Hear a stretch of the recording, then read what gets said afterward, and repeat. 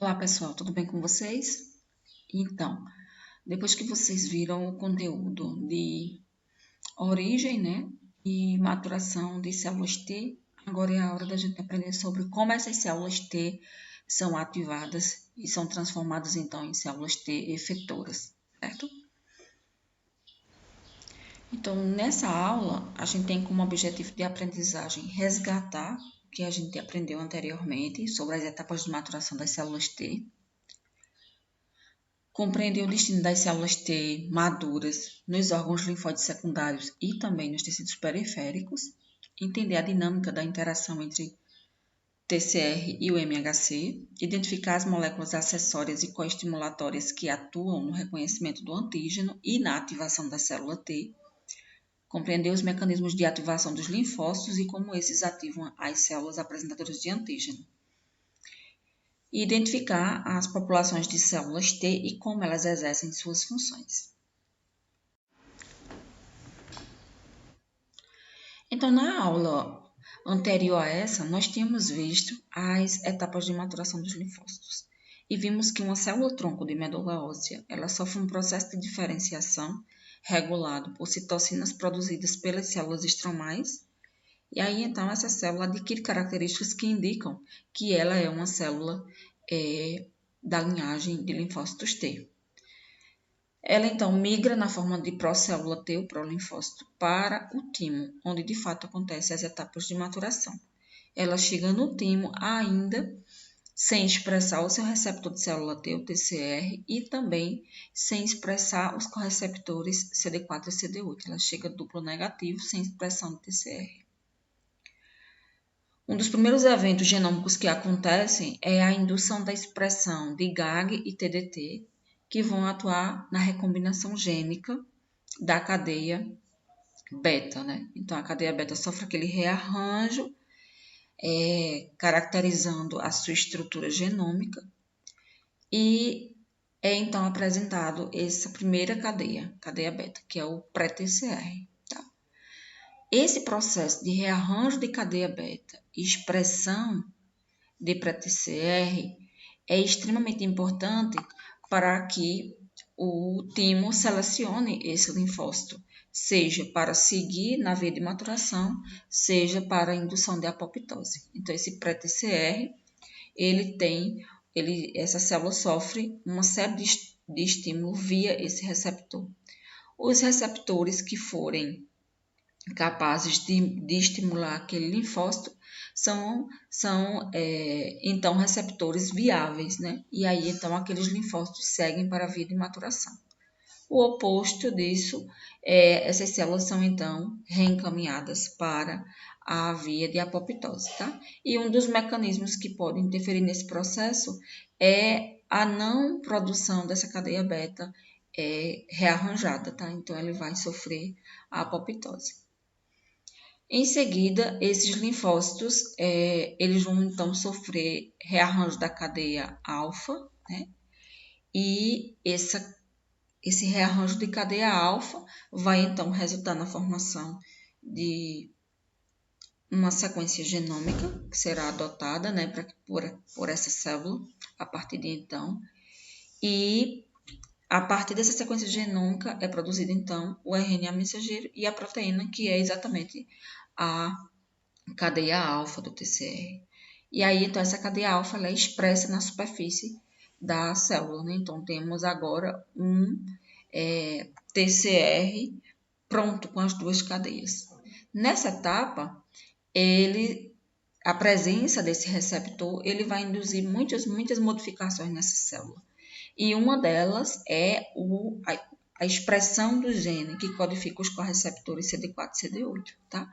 Então, eles deixam de ser uma célula duplo negativa e passam a ser uma célula duplo positiva, expressando tanto o CD4 quanto o CD8, certo? Como está representado aqui. O CD4 de cor azul e o CD8 de cor rosa, né? E aí, a gente já tem aqui a presença do TCR. Nessa etapa aqui, existe um ponto de checagem desse receptor, né? onde vai ser, então, avaliado, vai ser feita uma seleção clonal, avaliando quem são os linfócitos que vão reagir adequadamente a um antígeno próprio.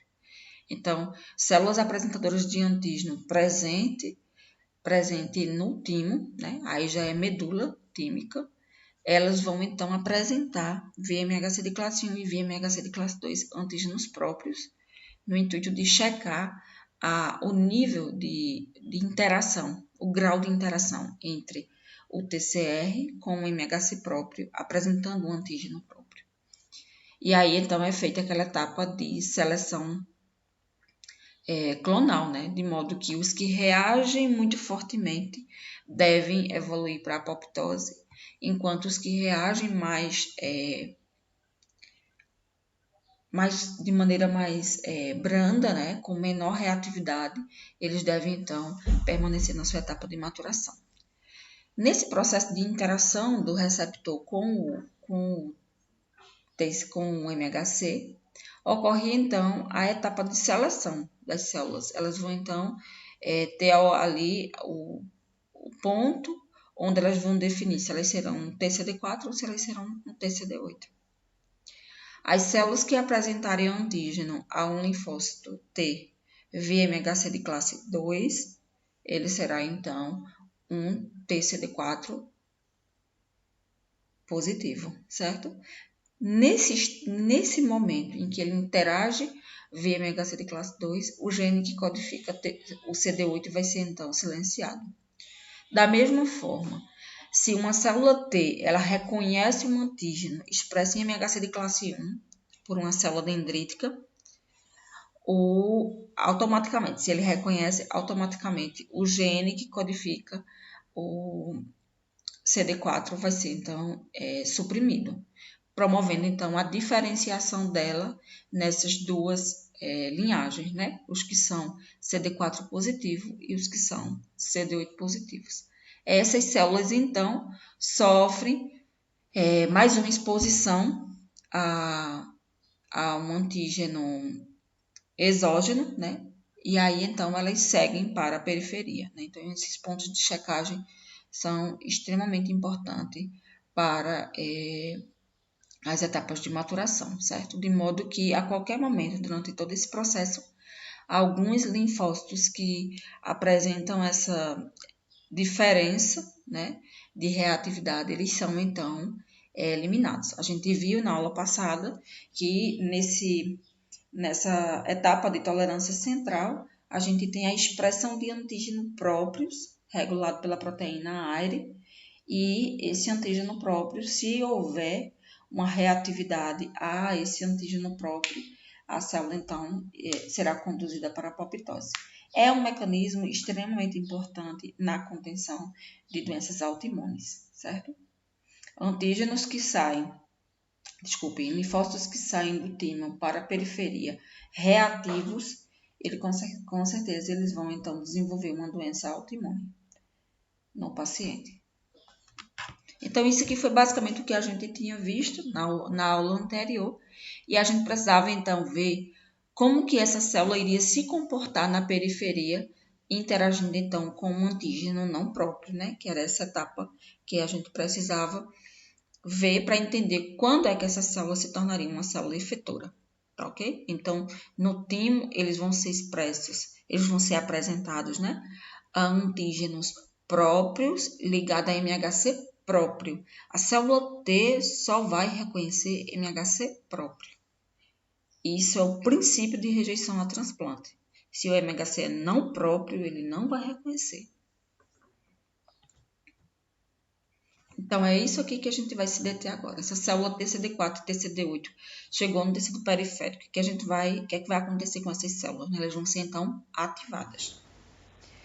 Então, aqui é um resumo mostrando a sequência de eventos na etapa de ativação dessas células T, né? Essas células T maduras que eu mostrei para vocês agora, elas ainda são células T virgem. Por quê? Porque elas nunca entraram em contato com um antígeno não próprio, tá? Elas saem do timo como uma célula T madura, expressando o seu TCR, expressando o correceptor específico, seja um CD4 ou seja um CD8, mas elas nunca entraram em contato com um antígeno não próprio, então elas precisam ser apresentadas. Então, elas vão reconhecer antígenos não próprios, expressos por MHC de classe 1, de classe 2 e de classe 1, pelas células apresentadoras de antígeno. Eu acho que já faz muito tempo que a gente conversa sobre o papel das células apresentadoras de antígeno na apresentação primária de um antígeno a uma célula T. Então, ela tem um papel crucial nesse processo, né? Se ela expressa via MHC de classe 2, ela vai, então, ser reconhecida por células TCD4.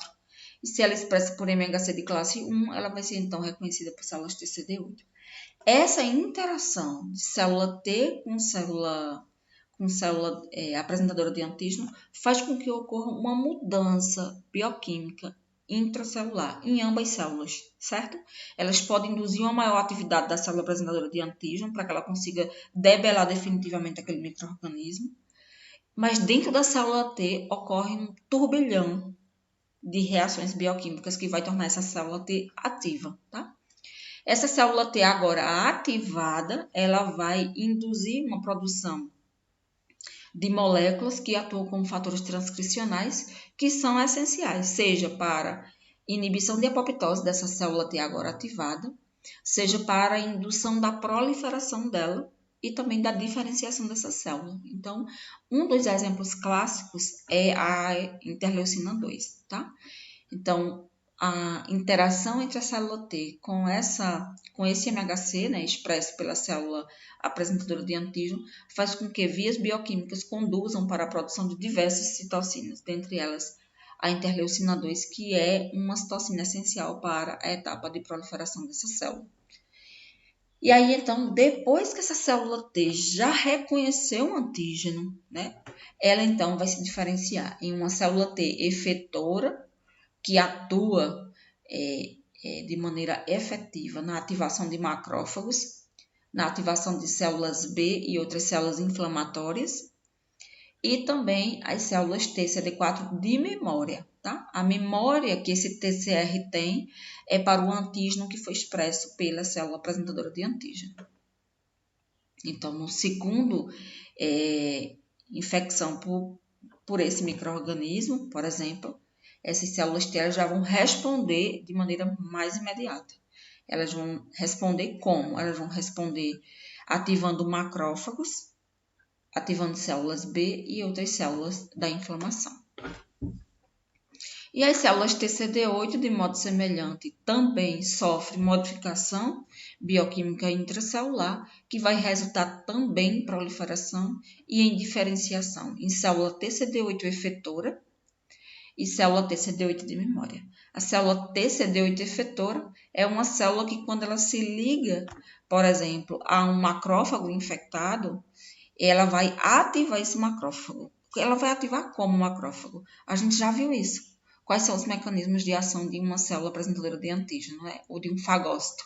Vai fagocitar aquele micro-organismo na forma de endossomo, vai fusionar aquele endossomo com o lisossomo, as enzimas lisossomais irão, então, destruir aquele micro-organismo, vai induzir a síntese de óxido nítrico. Então, existe uma série de modificações intracelulares nesse macrófago que vai tornar esse macrófago ativado. É de suma importância que vocês compreendam que quando é aplicado o termo ativação de uma célula, isso significa não é que essa célula ela vai expressar moléculas de superfície que vai atacar de alguma forma aquele micro-organismo. Não é necessariamente isso. A ativação do macrófago, do linfócito, é quando o linfócito ele sofre uma modificação na sua maquinaria bioquímica, fazendo com que esse macrófago produza e secrete citocinas pró-inflamatórias, fazendo com que esse macrófago sofra proliferação, fazendo com que vias internas iniba as etapas de apoptose. Então, os mecanismos de apoptose. Então, são mecanismos bioquímicos que acontecem dentro dessa célula ativada. Então, é basicamente isso aqui que a gente vai ver ao longo dessa aula, né? Como essas células T, elas vão atuar e o que é essa ativação do linfócito. Então, as células T naive, elas saem lá do timo, né, como a gente já tinha conversado anteriormente, e elas são direcionadas, então, para os órgãos linfóides secundários. Então, elas estão aqui, ó, as células TCD4 aqui e as células TCD8 aqui. São células T ainda, células T virgem. Quando elas chegam nos linfonodos, aí então a linfonodobasto, tá? Órgãos linfóides secundários. Aí então as células dendríticas vão estar apresentando antígenos para ela, né? Essas células dendríticas vieram de onde? Vieram de qualquer sítio inflamatório, de qualquer sítio infeccioso, né? Onde tem um determinado micro-organismo, ela vai estar então fagocitando esse micro-organismo e levando ele para linfonodos sentinelas, né? Por isso que após um processo infeccioso a gente identifica o linfonodo infartado. O linfonodo infartado é um linfonodo reativo, onde processos inflamatórios estão acontecendo dentro deles, como que a gente está relatando aqui.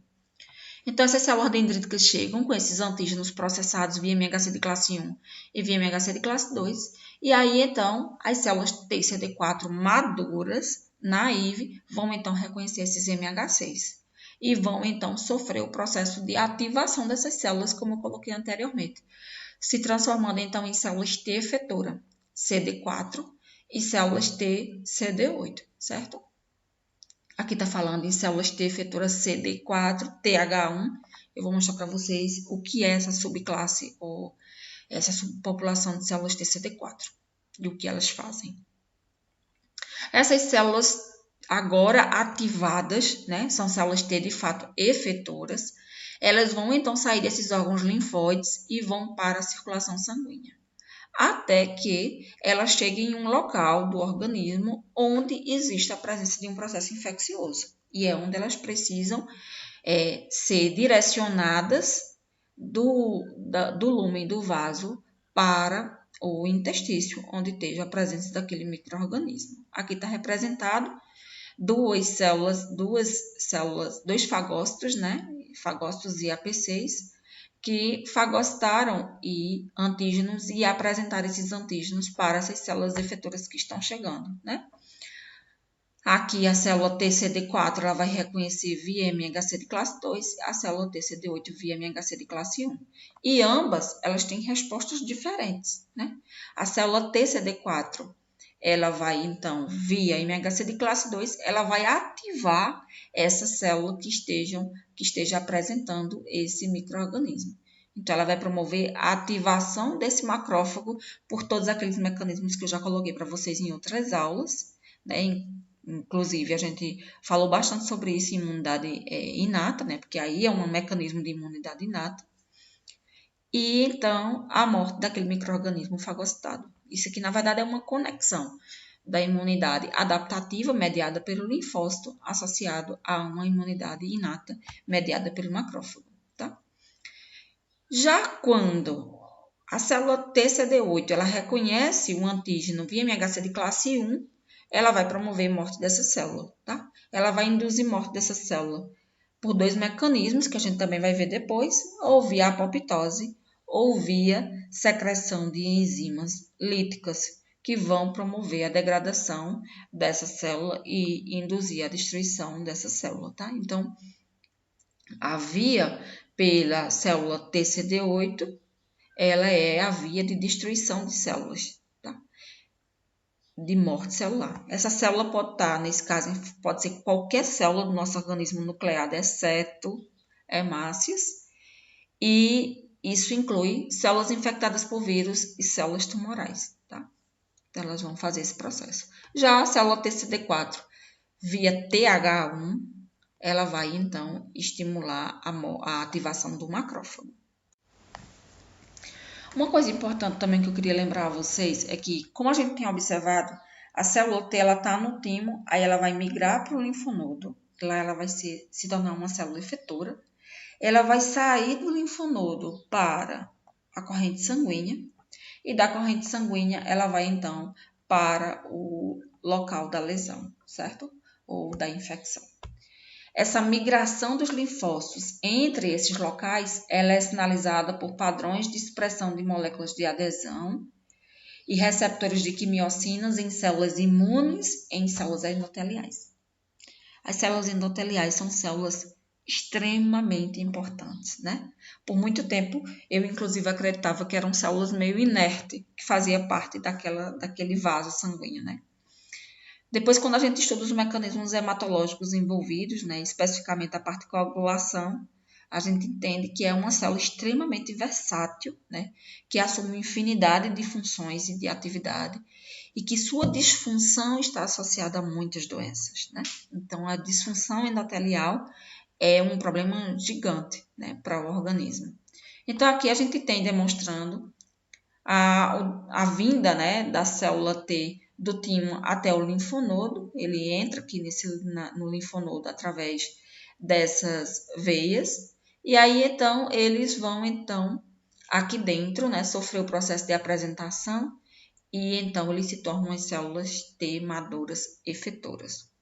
Agora, elas efetoras, elas saem para a corrente sanguínea e aqui no tecido onde ocorre o processo infeccioso, as células endoteliais exclusivamente nesse local vai sinalizar para as células imunes que estão dentro do lúmen do vaso, promovendo então o processo de migração dessas células do lúmen do vaso para o local da infecção.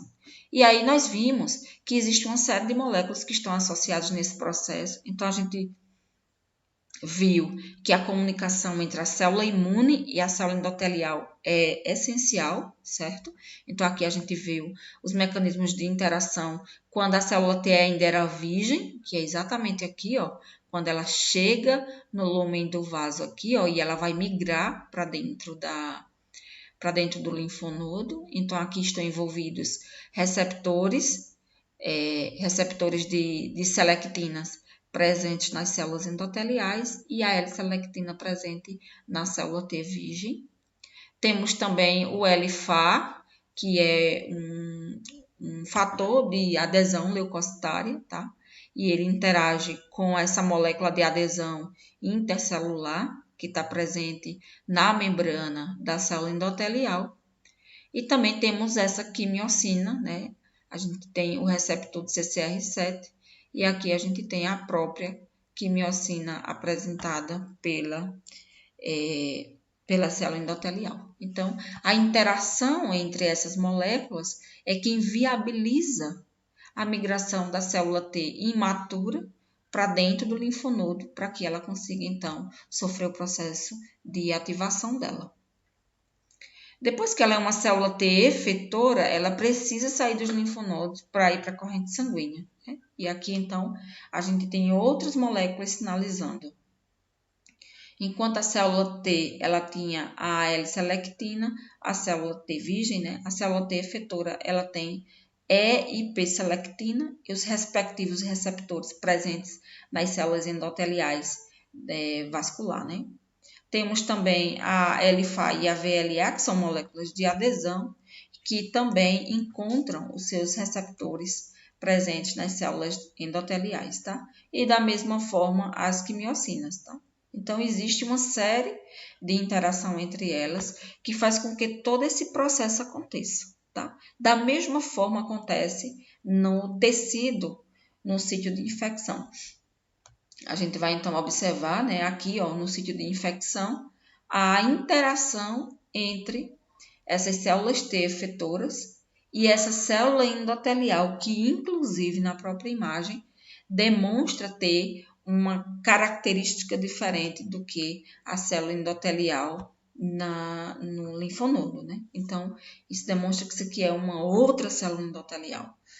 Então, a célula endotelial, ela participa ativamente desse processo de reconhecimento com a célula que está circulante e o processo de migração, né? Quando vocês viram inflamação, vocês viram a etapa de diapedese, que depende diretamente da interação dessas biomoléculas. Então, digamos que essas células T, elas chegaram nos capilares presentes no tecido infectado, né? E aí essas células T, elas migraram para o tecido.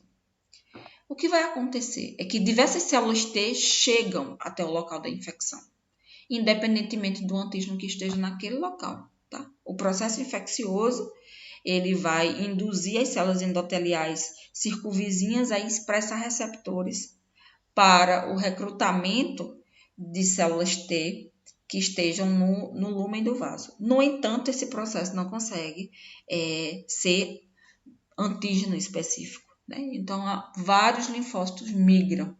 Os linfócitos que encontraram seus antígenos específicos, ou seja, aquele antígeno que está infectando aquele tecido, é aquele antígeno que foi apresentado lá no linfonodo?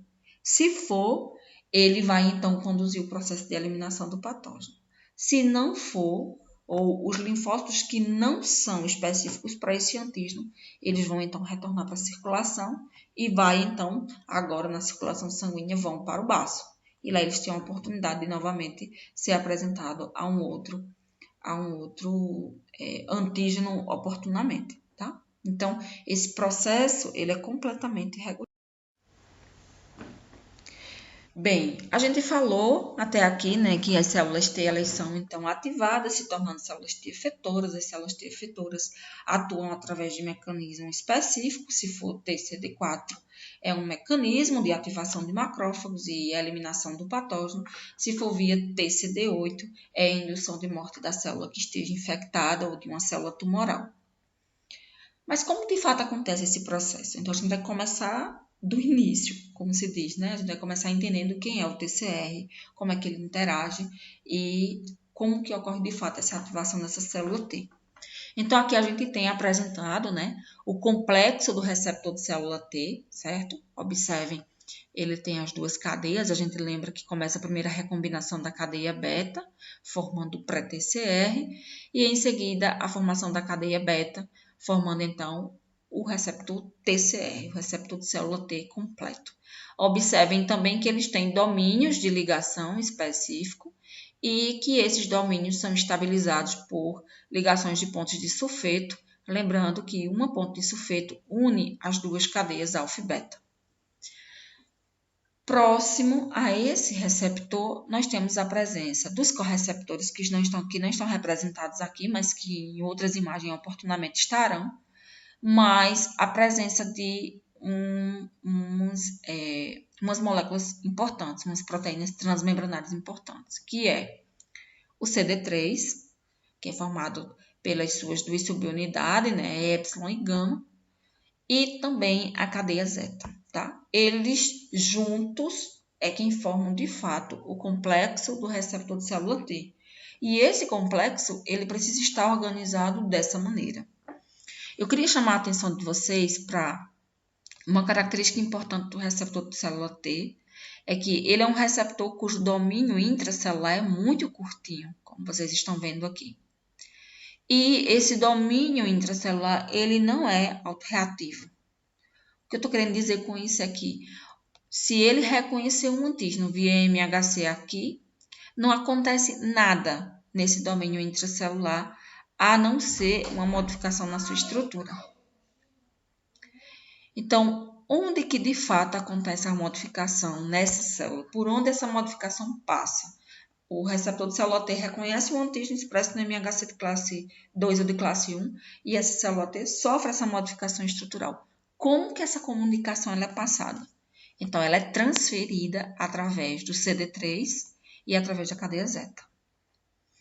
Observem que não há nenhuma ligação covalente entre o TCR e o CD3 e cadeia zeta. Isso não existe. Mas, quando o TCR se liga a um MHC, que esteja um antígeno ligado, né? É exatamente essa porção alfa e beta aqui que vai reconhecer o MHC e o antígeno. Esse complexo aqui proteico, ele sofre modificação estrutural. Essa modificação estrutural esse sinal de modificação estrutural é recebido pelas proteínas que estão próximas a ele, né? Especificamente pelo CD3 e pela cadeia zeta. E aí, então, quando essas outras proteínas compreendem essa modificação estrutural do TCR, elas vão, então, propagar intracelular a cascata de transdução de sinais. Isso lembra muito um modelo de transdução de sinal que é muito comum, que é aquele do receptor de membrana transmembranar, né? acoplado a uma proteína G. A proteína G ela não está ligada covalentemente àquele receptor. A adaptação do receptor para reconhecer o antígeno, ou antígeno não, para reconhecer a molécula, o ligante, que pode ser, por exemplo, um hormônio, faz com que a proteína gama, a proteína G que esteja acoplado a ele, sinta essa modificação na estrutura dessa proteína. E aí, então, consequentemente, a proteína G sofre aquele processo de ativação dela, que vai propagar a transdução de sinal intracelular. Então, é um modelo muito semelhante àquele, certo? Aqui, mais uma vez, mostrando a interação entre o TCR. Observe, como a gente já tinha visto anteriormente, né? A gente tem a cadeia alfa constante, né? A porção constante e a porção variável, assim como também para beta. E é exatamente nessa variável onde sofre aquele ponto de fusão, né? Onde a TDT vai adicionar nucleotídeos sem uma fita molde, né? Dando uma variabilidade enorme a essa região. E é exatamente ela que está envolvida no reconhecimento do MHC e no reconhecimento desse antígeno de superfície, certo? É muito importante a gente ter essa consciência de que o receptor de célula T não reconhece só o antígeno, ele reconhece o complexo MHC e antígeno, certo? E também aqui a presença já dos correceptores, né? Ligando o CD4 interagindo com o domínio beta, enquanto que o CD8 interagindo com a cadeia alfa do MHC, certo? Fazendo então essa confirmação, né, da ligação entre o TCR com o MHC, possibilitando então, ou melhor, propagando as etapas de transdução de sinal. Aqui mostrando mais uma vez para vocês que o complexo do receptor de célula T, ele não é apenas o TCR, mas várias proteínas que estão no entorno dele e que vão encontrar o seu ligante na célula apresentadora de antígeno, tá? Formando essa sinapse imunológica, tá? Que a literatura diz que parece um olho de boi, essa estrutura, né? Então, é uma conexão entre as duas células, não é apenas duas proteínas interagindo, são várias proteínas interagindo. Pode observar, inclusive, aqui nessa imagem, né? Então, aqui nós temos, deste lado, a célula T, e desse lado, a célula apresentadora de antígeno, né? Cada um com seus respectivos ligantes de superfície. Aqui a gente tem o famoso receptor de célula T, que reconhece o antígeno que está ligado ao MHC de classe 2, tá? Aqui é uma célula T CD4. Observem também o correceptor, o CD4, que também atua na etapa de transdução de sinal, né? Ele se liga ao MHC, né? E aí sinaliza positivamente para aquela célula de que a célula deve ser então ativada.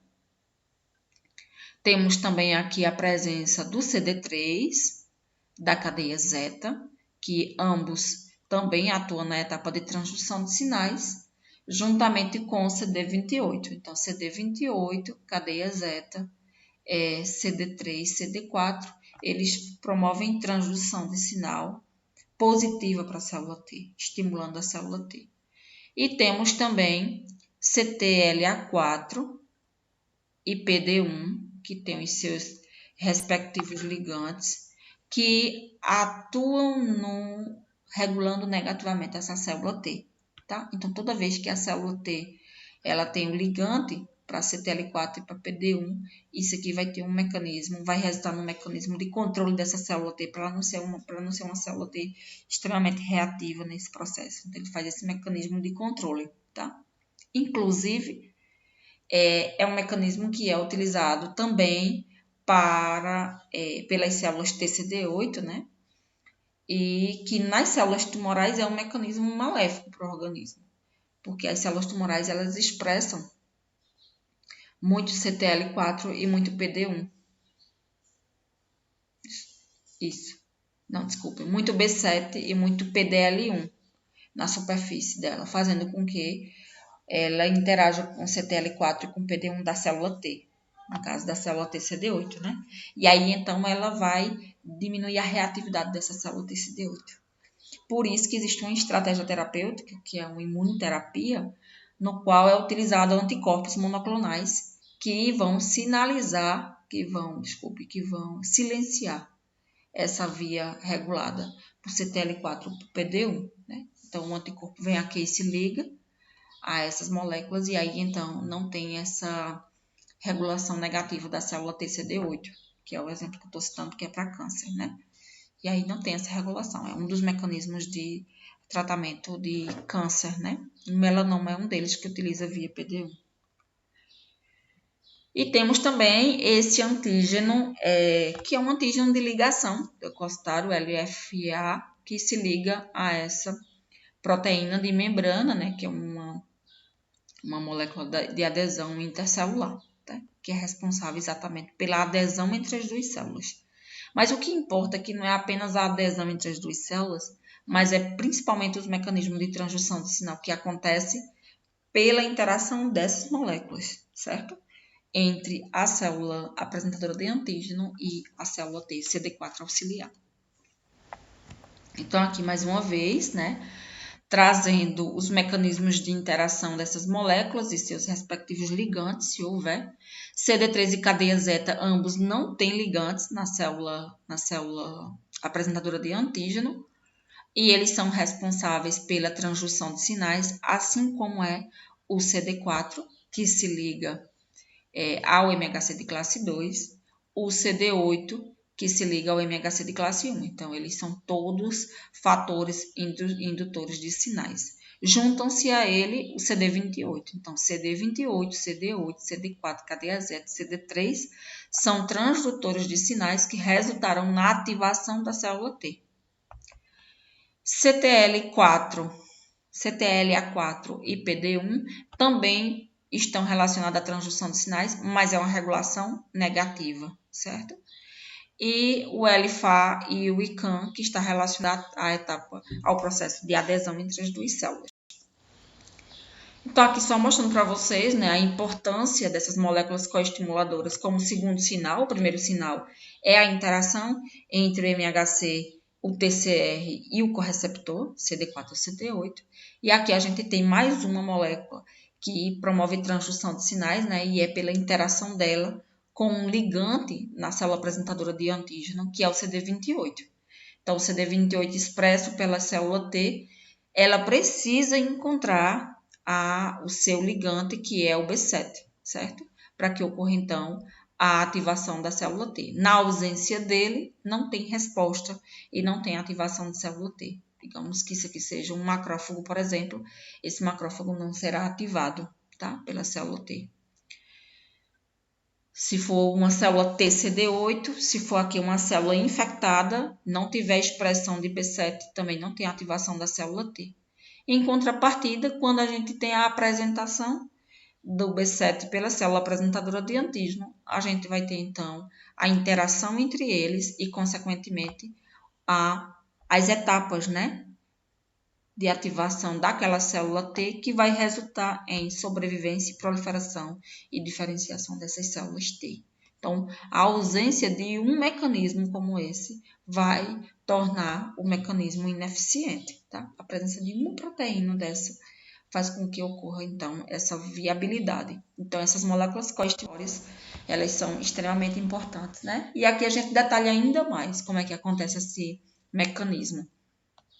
Então, quando o CD28 ele interage com o seu ligante, que é o B7, assim como associado à cascata, né, que a gente tem induzida pela ligação do receptor TCR com o MHC de classe 1, a gente vai ter, então, as etapas de propagação via CD3 e via cadeia zeta, induzindo, então, uma modificação bioquímica, ativando várias vias intracelulares. Aqui está representada a via da KT, que é da MAP-quinase, a via da fosfato de inositol trifosfato quinase. Então, são vias intracelulares que são ativadas, né, formando intermediários de sinalização, que vão, então, resultar em fatores transcricionais que vão ter como efeito funcional o quê? a inibição da apoptose, ou seja, a sobrevivência daquela célula, a produção de moléculas que sejam proliferadoras,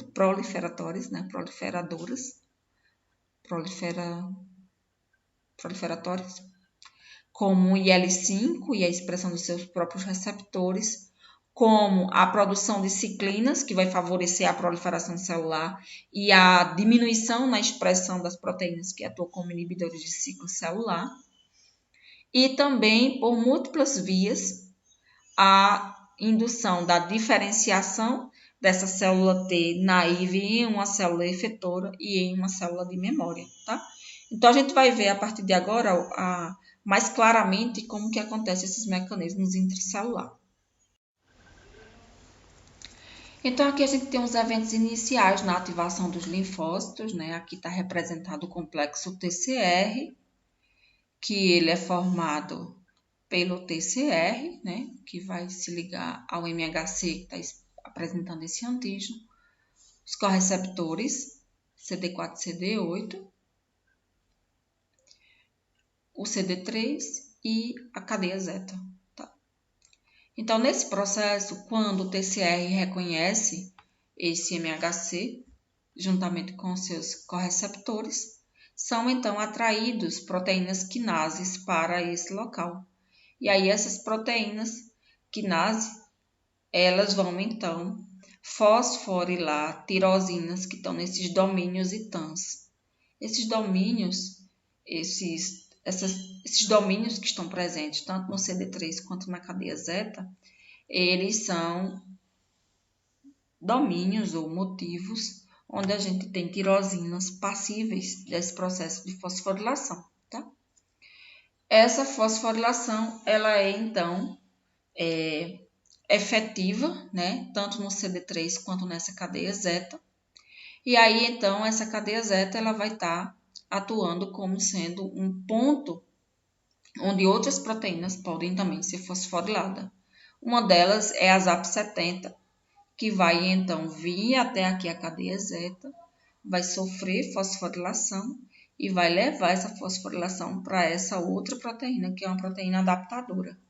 A proteína adaptadora, ela vai atuar como sendo agora um sítio, né, ou um local, onde outras proteínas podem então ser fosforiladas e promover então a transdução de sinal intracelular. Então, ela atua como sendo um local onde essa fosforilação vai ficar, né? Então, essa fosforilação ela deve-se exatamente pela interação do receptor e do correceptor com o MHC e o antígeno respectivo.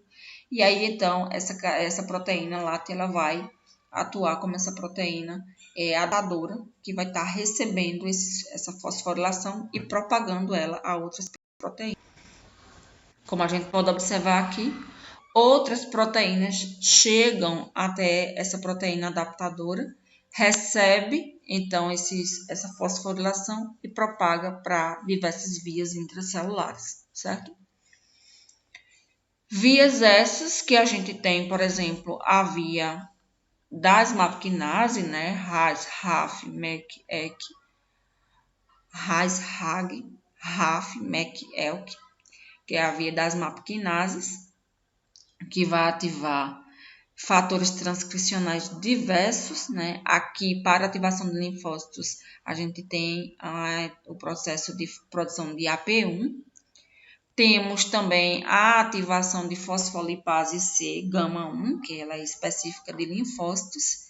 E a fosfolipase C, né, ela vai, então, clivar aquele lipídio de membrana, fosfato de inositol 4,5-bifosfato, liberando IP3 e diacilglicerol. IP3 vai se ligar ao retículo sarcoplasmático no seu receptor, a abrir canal de cálcio. E aí, então, o cálcio sai do retículo sarcoplasmático e vai para o citosol da célula. E o diacilglicerol vai, então, ativar a proteína quinase C. Cálcio mais DAG ativa a proteína quinase C. E o cálcio também ativa essa proteína adaptadora, que é a calcineurina. A calcineurina vai fosforilar essa proteína, que ela é um fator nuclear de linfócito T ativo, né? É um NFAT. Ele fosforilado, ele é então translocado para o núcleo, né? Pela via da proteína quinase C, a gente também tem a produção de NF-kappa-beta, que também é translocado no núcleo da célula, onde todos três vão atuar como fatores transcricionais, tá? Eu vou mostrar mais como é que eles atuam. Então, aqui a gente tem a via da proteína quinase C, né, que vai fosforilar NF-kappa-beta. NF-kappa-beta agora ativo, ele é então translocado para o núcleo, certo? Assim como é translocado para o núcleo o NFAT, que foi fosforilado e ativado pela calcineurina. Observe que a calcineurina ela só tem atividade na presença de íon cálcio, que vem da atividade da proteína quinase C. Temos também a via RAS, ERK, ELK, e o ELK também entra, ele é um fator transcricional também. E temos também a via de produção do AP1, né? O AP1 fosforilado ele também vai entrar na célula. Essas moléculas são o que a gente chama de fatores transcricionais, tá? Então, aqui a gente vai ter NF-kappa-beta, vamos ter aqui também um NFAT ativo, AP1 ativo. Isso. O ELK foi quem estimulou a produção do FOS, né? Que também ele é um fator transcricional. Essas moléculas, quando elas se ligam na região promotora do gene, elas vão estimular a transcrição gene de vários genes pró-inflamatórios, de vários genes que vão dar essa célula ter a capacidade que ela necessita. Dentre eles, o gene da interleucina 2.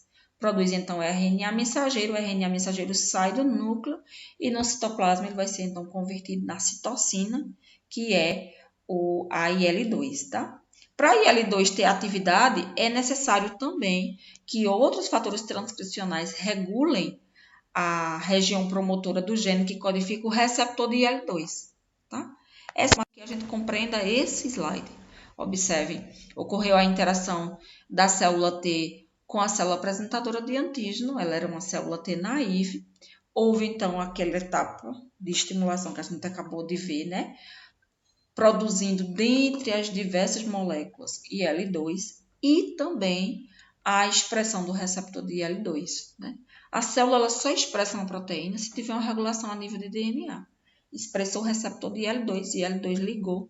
E aí, então, a gente vai ter a etapa de proliferação de célula T induzida por IL-2, tá? Então, são mecanismos, aqui eu estou só trazendo exemplos de mecanismos intracelulares que vão resultar na função celular, né? Essa célula precisa primeiro ela precisa inibir a apoptose, ela precisa proliferar e depois ela precisa se diferenciar. Como que ela vai fazer isso? Ela vai fazer isso porque o genoma dela vai ser regulado. Regulado por quem? Regulado por moléculas que são produzidas a partir da interação do complexo do TCR com o MHC específico. Por exemplo, se for uma célula TCD8, o que ela precisa produzir? Ela precisa produzir granzimas e perforinas. Então, obrigatoriamente, os genes que codificam granzimas e perforinas precisam ter as suas regiões promotoras reguladas por fatores transcricionais, né? A célula não responde do nada.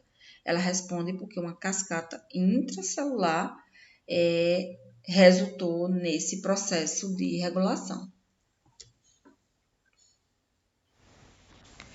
E como eu acabei de mostrar para vocês, essas citocinas que são produzidas, ali a gente usou o exemplo como IL-2, elas são extremamente importantes, porque são a partir delas que a gente tem não só a etapa de regulação de proliferação por IL-2, como a gente viu, mas também a etapa de diferenciação. Enzimas diferentes vão estar resultando na diferenciação de uma célula em uma célula Treg. Então, imagine que a gente tem a célula T0, tá? E aí, então, enzima específica, citocina específica, direciona ela para a produção de célula T regulatória, que regula processos inflamatórios, né? Inibindo que processos inflamatórios se tornem exacerbados. Células TH17, que tem vias de regulação específica, que a gente vai ver também. Células TH1, que é uma via que regula principalmente a via de resposta por células, e a TH2, que majoritariamente se resume em ativação de células B para a sua diferenciação a plasmócito e, consequentemente, a produção de anticorpos, certo? Então, são vias de regulação específica regulada por citocinas. Mais uma vez aqui demonstrando para vocês, né? Então, aqui a gente tem um linfócito T que a gente pode chamar de linfócito T0. E esse linfócito ele sofre uma série de diferenciação regulada por citocinas específicas, de modo que eles se tornem células com atividade definida, certo? Então, TH2 secreta citocinas que estão relacionadas a controle de patógenos extracelulares. Isso quer dizer que é uma célula B que tem um receptor de membrana, indução de alergia e de asma via produção de anticorpos, né, de hipersensibilidade. Temos também a via TH17, que também reconhece e responde a patógenos extracelulares e processos inflamatórios e autoimunidade. E via TH1, que é basicamente patógenos intracelulares, inflamação e autoimunidade. Isso quer dizer que esse processo de diferenciação das células T vai ser determinado pelo estímulo antigênico e também pelo microambiente onde essa célula deverá atuar. Então, aqui mais uma vez, né, mostrando esse processo de diferenciação dessas células reguladas pelas citocinas e as principais citocinas que cada uma delas vão produzir, né? Então, TH1 interferon, ativação de macrófagos, certo? Observem isso. Produção de IgG, então ele vai regular uma célula B que já esteja madura a secretar IgG. Elas vão responder principalmente a micro-organismos intracelulares. Doenças estão relacionadas, né? Elas têm papel em doenças autoimunes, dano tecidual associado à infecção crônica, certo? Já TH2, via principalmente essas citocinas IL4, IL5 e IL13, ativação de mastócitos, que a gente sabe que é por IgE, tá? Mastócitos e eosinófilos, mediada pela produção de IgE, ativação de via alternativa de macrófagos, né? Então, elas vão estar também promovendo esse processo de ativação. E eles defendem o hospedeiro, principalmente parasitas e eumintos, e estão relacionados a doenças alérgicas também, né? Especificamente pela produção de IgE. E o TH17, inflamação, neutrofilia e excesso de monócito, né, monocítica, e ele é responsivo. Bactérias extracelulares e fungos estão relacionados a doenças inflamatórias e autoimunes, tá?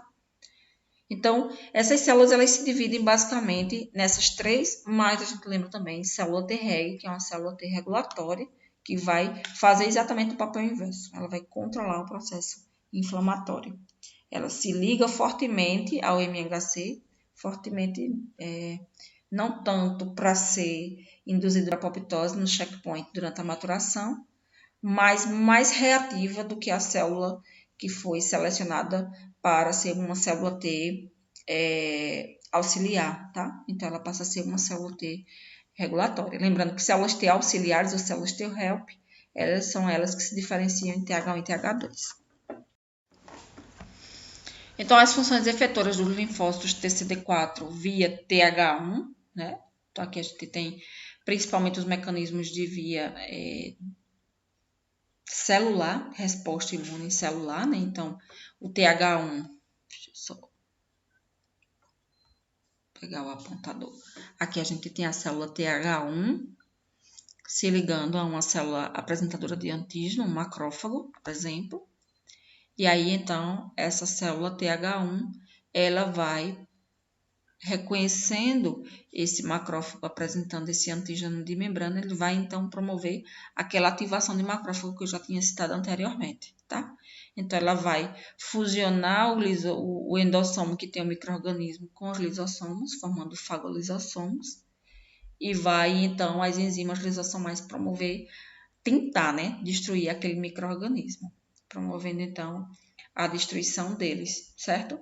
Além disso, essas células TH1, elas vão também se ligar, elas vão, então, reconhecer antígenos expressos pela célula B, né? A célula B é uma célula apresentadora de antígeno via MHC de classe 2.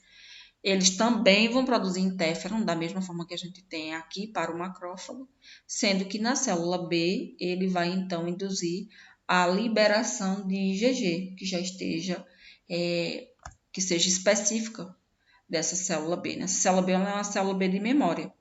Então, essa IgG ela vai se ligar a micro-organismo circulante, né, promovendo a opsonização deles. E aí, então, o macrófago vai lá e reconhece a porção FC da imunoglobulina, promovendo, então, a fagocitose e a destruição desse micro-organismo, certo? Nesse caso aqui, essa célula TH1, ela não vai estar se ligando à célula B para promover uma diferenciação dela a um plasmócito, né? Não é o primeiro contato dessa célula B, ela é uma célula B de memória que está lá, né? E aí essa célula TH1 vai conseguir, então, estimular essa célula T para ela produzir IgG. Lembrando que quando a célula B ela é uma célula B naive, a primeira vez que ela é estimulada, ela vai produzir primeiro IgM. E IgM não vai estar presente em células T de memória, células B de memória, né? A célula B de memória é IgG. E a IgG é a imunoglobulina que participa principalmente desse processo de opsonização, certo? E um outro mecanismo também é a estimulação de neutrófilos, né? A ativação, lembrando que neutrófilo ele é um fagócito extremamente importante, certo? Para o controle de processo infeccioso. Ele vai então se ligar a esse neutrófilo e vai ativar esse neutrófilo. A gente consegue ver na lâmina um neutrófilo ativado porque ele tem grânulos grosseiros, ou seja, grânulos mais ricos em enzimas que vão promover a destruição daquele micro-organismo, certo? Então, a ativação do neutrófilo também vai ser regulado por esses linfócitos T. Aqui mais uma vez, né, mostrando como é que acontece esse processo de ativação de macrófago, certo? Então, esse macrófago, ele se ligou foi reconhecido, pela célula T via receptor de célula T. E aí, então, a gente tem a produção de citocinas, uma outra citocina, a gente tinha visto antes, IL-2, agora a gente está vendo uma nova citocina, interferon gama, e aí o interferon gama se liga ao seu receptor e ativa esse macrófago, né? Ativa produzindo espécies reativas de oxigênio, produzindo óxido nítrico, que eles vão então promover a destruição daquelas células que estão, daquele micro-organismo que está então fagocitado, certo? Então esse é o mecanismo de regulação via citocinas que forem então produzidas, né? Então ele vai ativar, ele vai regular e ele vai então ativar essas células para promover então a efetiva destruição desse micro-organismo que está fagocitado. Uma outra coisa também que acontece nesse macrófago, né, além da produção dessas enzimas, é uma expressão aumentada de MHC e de moléculas coestimuladoras, né, tornando ainda esse macrófago ainda mais ávido à estimulação por células T. Tá? Assim como também o macrófago ele atua secretando citocinas, que são citocinas pró-inflamatórias, né? Fator de necrose tumoral, IL-1, quimiocina e interleucina 12, que vão estimular ainda mais essa célula e recrutar, principalmente, outras células para o local onde está aquele processo infeccioso.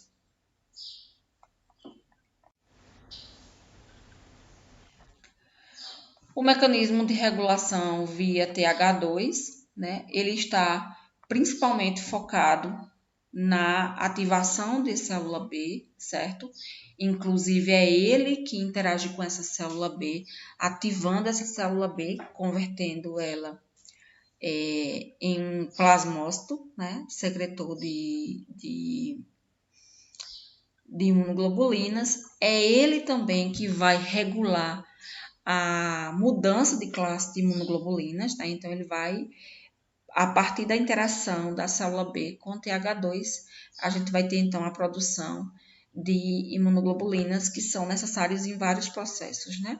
De IgG, que a gente já viu que é um excelente opsonizante, de IgE, que está relacionado também com a degranulação e ativação de mastócitos e de eosinófilos também. Temos também a ação deles através de citocinas, como IL-5, como IL-10 e IL-4, que também vai promover a ativação celular. Observe que diretamente a ação dele é sobre células B, mas indiretamente ele também produz citocinas que regulam células, né? Então, o TH2, ele produz IL-10 e IL-4, que são citocinas inibidoras da atividade de macrófagos, certo? E também IL-5, que vai promover a ativação de eosinófilo e destruição de eumintos, tá? Então, de um modo geral, a resposta TH1 está muito mais focada em resposta mediada por célula, tá?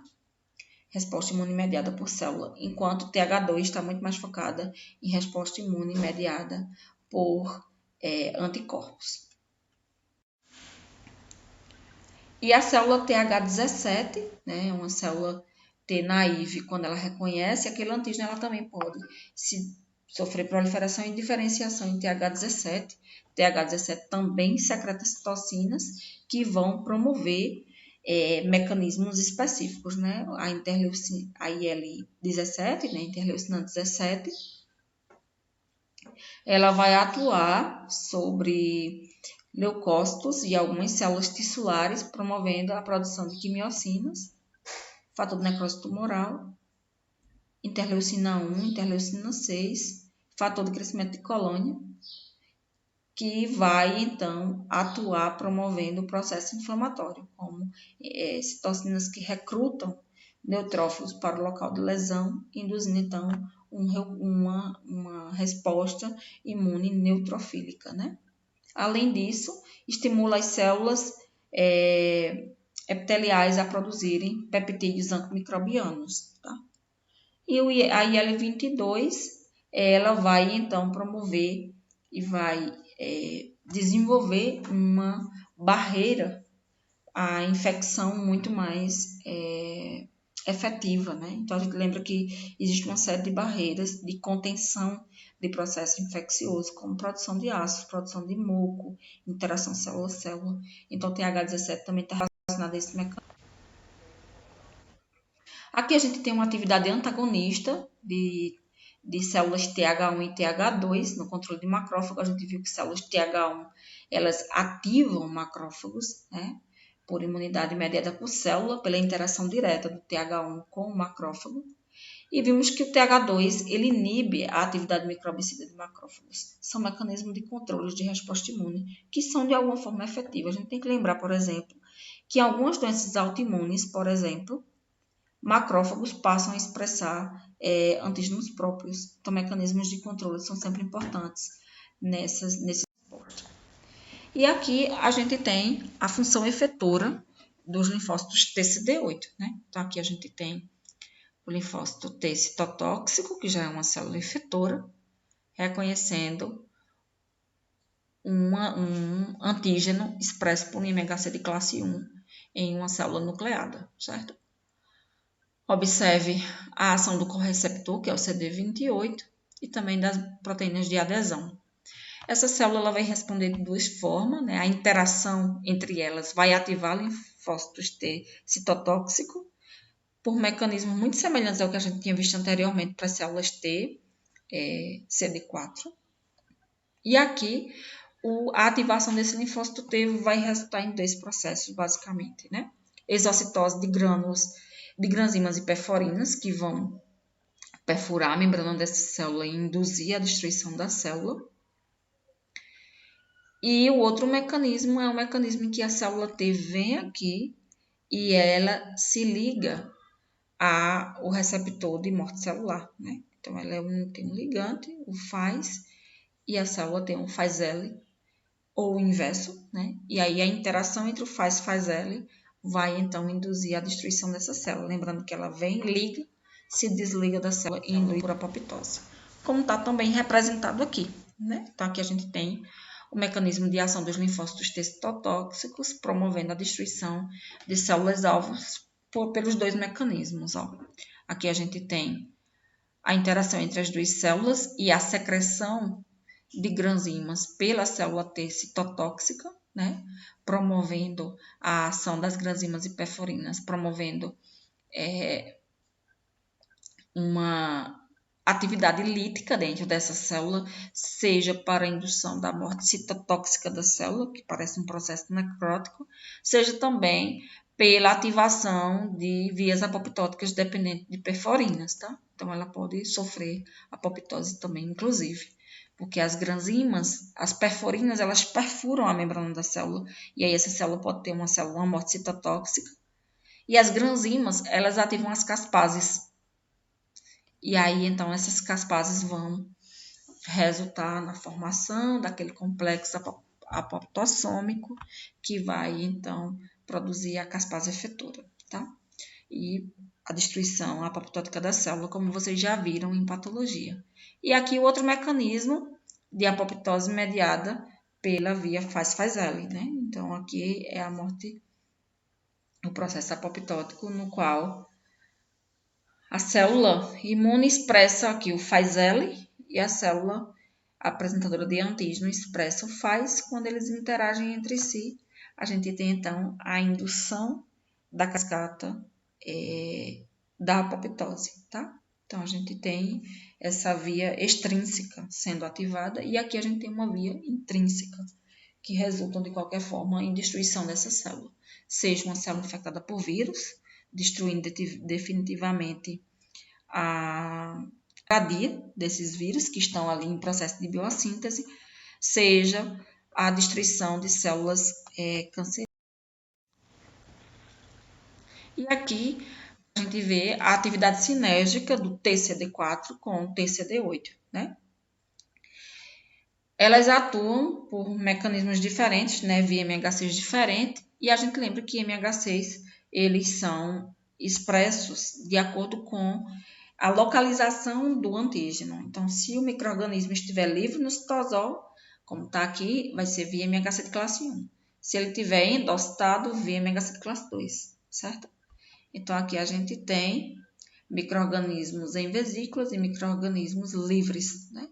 Aqui a gente tem a apresentação de MHC de classe 2, reconhecido pela célula TCD4, que vai, então, promover a ativação desse macrófago, que vai destruir os micro-organismos, né, que estão presentes nos fagolisossomos, e os micro-organismos que não estejam fazendo parte dos fagolisossomos, ou seja, estavam fora daquele endossoma, livre no citosol da célula, eles serão então processados, lembra que eles são direcionados para o complexo do apoptossoma, as proteínas são degradadas e aí então eles seguem para a via MHC de classe 1. Via MHC de classe 1 vai então ser reconhecido por linfócito T citotóxico que vai induzir a apoptose da célula. Então, eles atuam de modo sinérgico.